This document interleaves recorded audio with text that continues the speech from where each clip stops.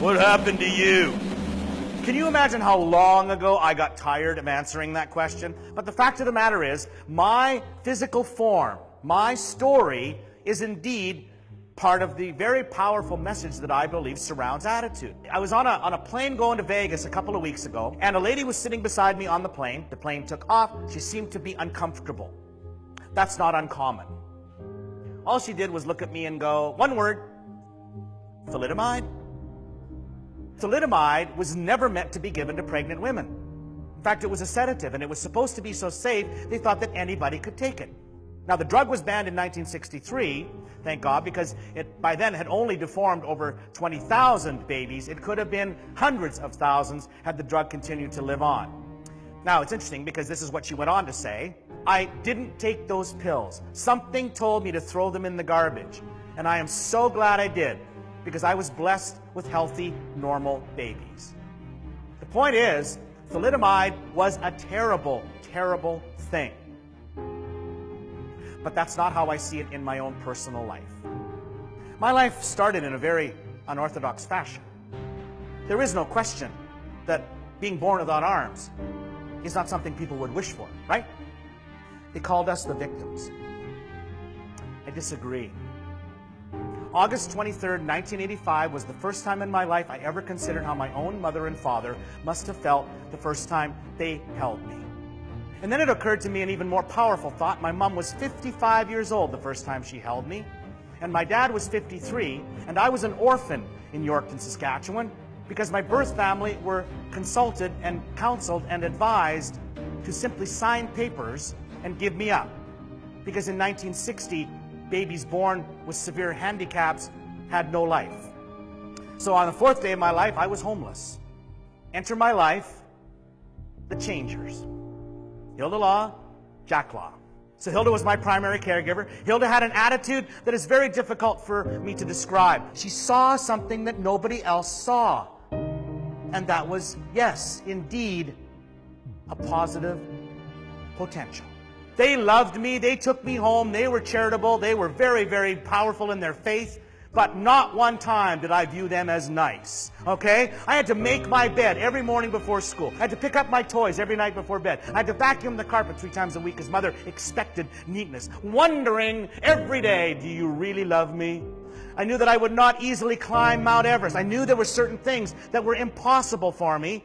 And then one day I found a piano. And that was huge. I'm looking at my feet, I'm watching the piano, I'm thinking, I'm going to suck at this too. That's how I felt. But Mom heard me play, and she came racing down to the basement. And she said, was that you? I gave the standard 10-year-old answer. Do you see anybody else down here? And then she made me play it again. And then she stood behind the piano crying. I would ask my mother, in fact, quite frankly, it was the week she met my son, why did you cry behind the piano that day?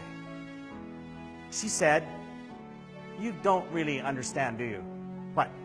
How hard it was to be with you every day, to see the looks, to see the stares, to hear the insults. But more than anything, the hardest part, Alvin, was to push you beyond belief. It was within every illogical thought in my brain to not do that to you, to not force you, to not challenge you, to not take you to extremes that people thought I was cruel with you. Do you have any idea what that felt like? That's why I cried. Hello, Mrs. Law. My name is Blaine McClary. I'm the band director for the Yorkton City Band Program. Do you have a son named Alvin? We do. Does Alvin have a talent for music that you're aware of? Do you think he'd like to be in the band?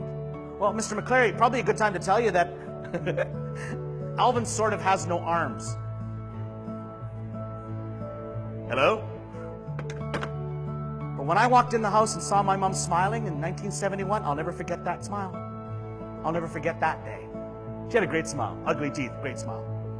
She goes, honey, I got news for you. You're going to be in the band. What band? School band. Well, how'd that happen? I don't know. We're going to go to the school and find out. Right now, get in the car. We're going to the school. On the way to the school, she told me about the first phone call that happened 6 weeks earlier. She didn't tell me about it because the guy hung up. Didn't want to hurt my feelings. And then she said, but he called back this morning. He says he's got an instrument for you to play. A trombone. A trombone, for God's sake. And like a game show host, he went, what do you think? I was 11. What do you think I thought? It was the stupidest looking thing I'd ever seen in my entire life. Well, can you move the slide with your foot? Yeah, I can do that. Wow, I can do that. That's cool. Can you make this noise? Okay, good. Can you do it in the mouthpiece and move the slide? Yeah. Well, this noise came out. 11-year-olds love noise, don't they? But I particularly was affected. I loved that sound. Just a feeling. That day changed the pathway of my life. What really changed my world? Was it the trombone? Not exactly. The girls didn't want to date me because they couldn't quite grasp holding on to this. That's what makes my wife Darlene that much more special. She doesn't see the outside. She sees the human. And there is a difference. My life in music is what changed it all. Music taught me that life does not change in one day, in 1 week, in 1 year. It takes steps after step after step after step after step.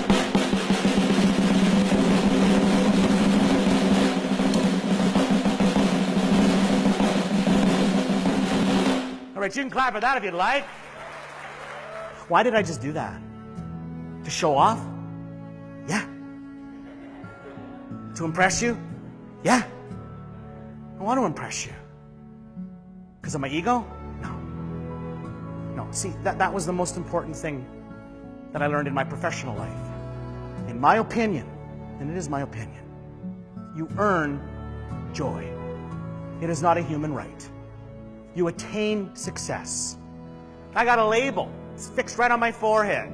And it used to bug me until it occurred to me, I just have to change what the label says. That's all I got to do. It's not going to be easy because I'm asking society an awful lot to see the human inside the disability. But the fact is, it took me a long time to come to that conclusion. They've all got labels. Let's just change the label. Let's change the label from victim to victor. Let's change the label to one that says, I am